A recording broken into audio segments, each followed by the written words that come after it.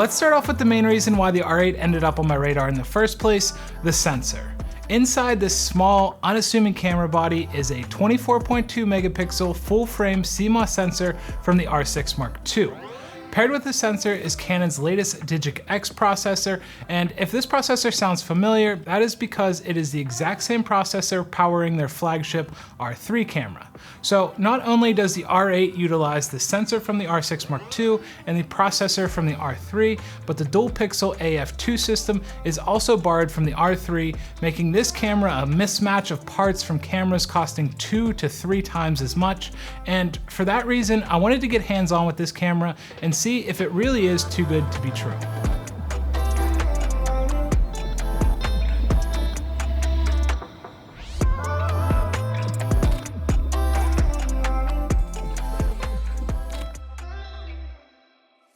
Now, as you can probably guess, having the same sensor as the R6 Mark II, we also get the same recording formats as well. This means 4K up to 60 frames per second in 10-bit in C-Log3. Now, drop down to 1080p and we're getting up to 180 frames per second, also in 10-bit, also in C-Log3. I mean, I fully expected to see some sort of trade-offs given the smaller form factor or the price difference, but the R8 really is giving you the same video performance as the R6 Mark II. Detail-wise, both photos and videos looked great. When testing the R8, I shot pretty much everything with the RF 24-50, since that is the lens that's most often paired with it. The videos looked nice in detail, the photos had plenty of contrast and sharpness. Resolution-wise, the R8 is right in line with the likes of Sony, Nikon, and Panasonic. 24 megapixel, it really is that sweet spot where you get a lot of nice detail in your image, but the file sizes are still manageable and easy to edit. Looking at dynamic range, as expected, we're seeing identical dynamic range numbers when compared to the R6 Mark II, and that is a good thing. Having shot the past couple years with the Canon R6, I can tell you that there is more than enough dynamic range for just about any situation aside from the most extreme examples. If you overexpose by a couple of stops, you can still pull down the highlights and bring back a lot of that information in the blown out portions. And if you were to underexpose by a few stops, bringing the exposure back up, you can see there's still a lot of detail in the shadows without too much noise being introduced into the image. On the video side, having C-Log3 and 10-bit color means you can take full advantage of the latitude of the sensor, and this also means that if you're using an R8 as a B cam, you're going to be able to cut this footage with other log footage, and it should all blend together pretty nicely.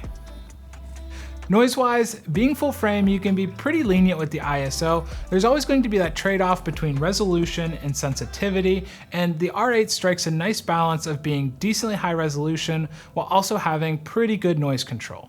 When you do end up in the higher ISOs, the noise has a bit of a filmic feel to it, but you do want to be careful not to overexpose or underexpose by too much, especially in C-Log3, since underexposing, you're going to start to notice a lot of noise creeping into the shadows.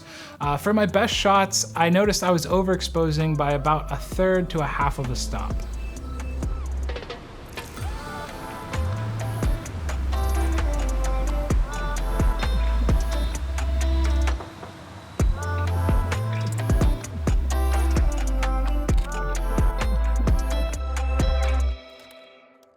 Now, at the beginning of this review, I mentioned how this camera shares the same dual pixel AF2 system from the Canon R3. And because of that, the R8 might be one of the best autofocusing cameras on the market today. Coming from the R6, which admittedly has very good autofocus, I wasn't sure how much I would even notice this improved system, but there actually is a noticeable difference. First is the low light focusing. My R6 loves to hunt for focus if I'm shooting something that's either backlit or if the scene overall has very low light levels, but the R8 didn't struggle at all in the same scenario. And then there's subject detection, which also received a much needed update, now supporting automatic subject recognition, so you don't have to dive into the menus and select human, animal, vehicle. Everything is done automatically. And then focus tracking also seemed to be a little bit smarter on the R8 compared to my R6. When I would select something like a boat, it wouldn't get confused and jump to a car in the background or freak out if there was water in the foreground. Now, it's not perfect, but to have Canon's best autofocusing system in an entry-level full-frame camera body, it's kind of hard to find fault in that. But that's not to say there aren't faults with this camera, because there definitely are. One of the most obvious is the lack of in-body image stabilization, or IBIS. Whether it was to save cost, save weight, or save battery life, Canon has chosen to use a digital IS system that works in conjunction with lens IS. When you turn on digital IS, you're going to notice that the camera will physically crop in a little bit on the sensor, essentially giving the image some wiggle room on the edges to try and compensate for shake. If you were to switch to enhanced digital IS mode, this crop becomes even greater and is pretty noticeable, so I probably wouldn't use this mode unless you absolutely needed it. But that's not to say it doesn't work, because it does do a pretty good job of smoothing out handheld shots if you're okay with that crop. Now, if you are coming from a camera that has IBIS, you're going to notice a difference. I wouldn't call it a deal breaker, as most Canon RF lenses have some form of IS, just don't expect to have the same level of stabilization as you would from an R5 or R6. Another drawback is the battery itself. The LPE17 batteries used in the R8 are just kind of underwhelming. So many cameras and accessories use the LPE6 batteries. If you've shot with Canon for any length of time, you probably have a bunch of these laying around. And so if you're gonna pick up the R8 as a secondary camera, or if you're gonna replace an older EF camera, now you have to buy into a completely different battery ecosystem that doesn't work with most of Canon's other cameras. The R5, the R6, the R6 Mark II, heck, even the R7, they all use LPE6 batteries, so it just doesn't make a ton of sense as to why the R8 has to be different. As for the actual battery life, I was getting right around 3 hours of general use per battery. Compared to my R6, I typically get closer to 5 hours per battery, so it's not the worst battery performance, but I think allowing the R8 to use an LPE6 battery would have just been a better move.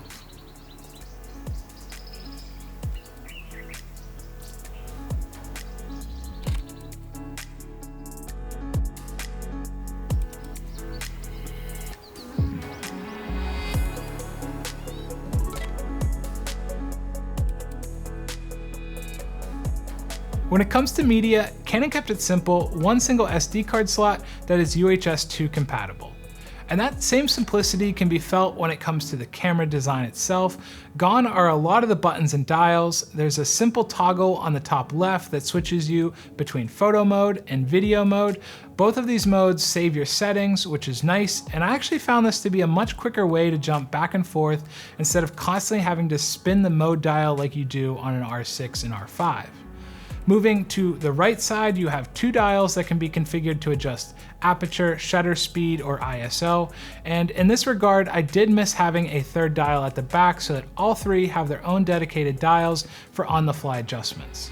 Canon also chose to remove the joystick on the back, and as somebody that shoots a lot through the eyepiece and uses single point AF, this was a massive bummer.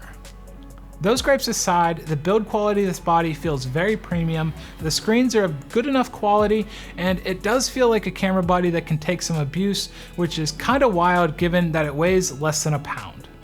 The menu system remains untouched. It is still my favorite menu system of the 4 major camera brands, and if you've used any of Canon's cameras in the past, this is gonna feel right at home. And I think that's a good way to summarize the Canon R8. This is a camera that quickly feels like home. The way it operates, the way it feels, the way the images look, it's all very Canon. If you're already in the ecosystem, maybe you have an older EF camera and want to upgrade, maybe you have a crop sensor camera and want to go full frame, maybe you're like me and have an R6 and want a B cam. The R8 is a camera that can comfortably be a lot of things for a lot of people.